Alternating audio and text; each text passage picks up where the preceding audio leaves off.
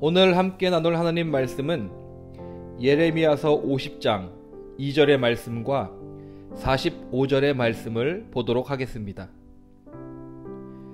너희는 나라들 가운데에 전파하라, 공포하라, 깃발을 세우라, 숨김이 없이 공포하여 이르라. 바벨론이 함락되고 벨이 수치를 당하며 무로닥이 부스러지며 그 신상들은 수치를 당하며 우상들은 부스러진다 하라. 바벨론이 약탈당하는 소리에 땅이 진동하며 그 부르짖음이 나라들 가운데에 들리리라 하시도다. 아멘.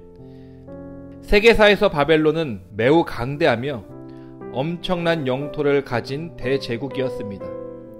그들은 뛰어난 전술과 무기를 가지고 기존의 강대국인 애굽과 아수르를 비롯 여러 열방을 굴복시키며 견고한 나라를 세웠습니다. 이러한 바벨론의 권세가 비록 영원하진 못할지라도 적어도 수백 년 동안은 대신할 나라가 없을 것이라는 게 당시 사람들의 지배적인 의견이었습니다. 그런데 본문 말씀은 하나님께서 예레미야를 통해 바벨론이 심판받아 멸망할 것을 예언하고 있습니다.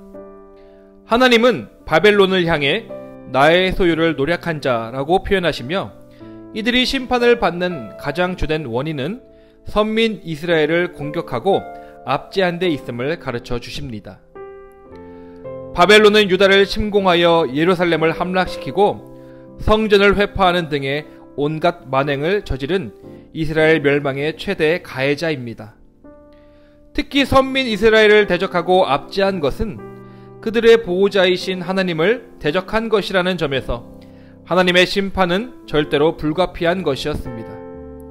물론 바벨론이 이스라엘을 친 것은 범죄한 이스라엘을 징계하시려는 하나님의 섭리와 무관하지 않습니다. 그러나 비록 바벨론이 선민을 징계하는 하나님의 심판의 도구로 사용되어 유다를 침공하였다고 해도 하나님께서 유다를 치도록 바벨론을 충동질하신 것은 아닙니다. 그들은 자신들의 이기적인 탐심에 의해 이스라엘을 친 것이며 하나님은 이를 막지 아니하고 허용하시는 섭리를 통하여 유다를 징계하신 것입니다. 결국 바벨론은 북방의 큰 연합국인 메대와 바사에 의해 비참한 최후를 맞이하고 맙니다. 이후 바벨론을 정복하고 새로운 바사 제국을 건설한 고레스 왕은 자국 내에 있는 포로들의 고국귀한 칙령을 선포하였고 이로 인하여 이스라엘 백성들은 그들의 본토로 돌아와 성전과 나라를 재건할 수 있었습니다. 바벨론의 멸망이 또한 선민의 회복으로 이어진 것입니다.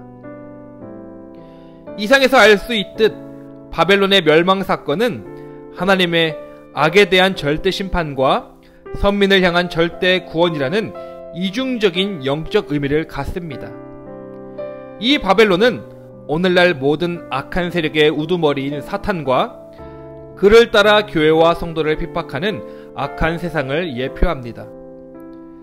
하나님은 바벨론에게 그러셨던 것처럼 이들을 향하여 공의로운 심판을 단행하실 것입니다. 성도 여러분, 하늘을 소망하지만 아직 육신은 이 땅에 발을 딛고 살아가는 우리이기에 사탄과 악한 세상으로부터 끊임없는 죄의 유혹과 고통을 당합니다. 그러나 하나님께서 정하신 날의 악한 세력은 반드시 심판받아 멸망할 것입니다. 그러므로 고통 중에도 결코 낙심하지 맙시다. 하나님의 구원의 그날을 소망하며 인내함으로 믿음을 지켜나갑시다. 이러한 성도만이 하나님의 나라에서 영생복락을 누리게 될 것입니다.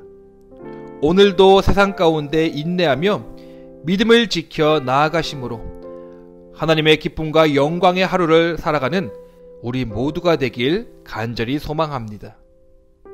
기도하겠습니다. 하나님, 저 강대국 바벨론도 결국 절대 주권자이신 하나님의 심판 앞에 속절없이 무너짐을 우리는 말씀을 통해서 배우게 됩니다.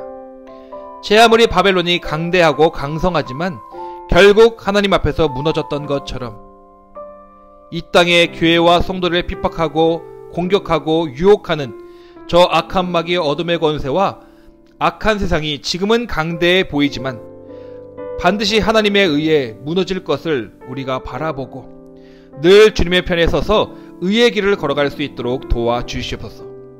그러한 은혜로 오늘도 인도하실 주님을 소망하고 의지하오며 예수님의 이름으로 기도드립니다. 아멘.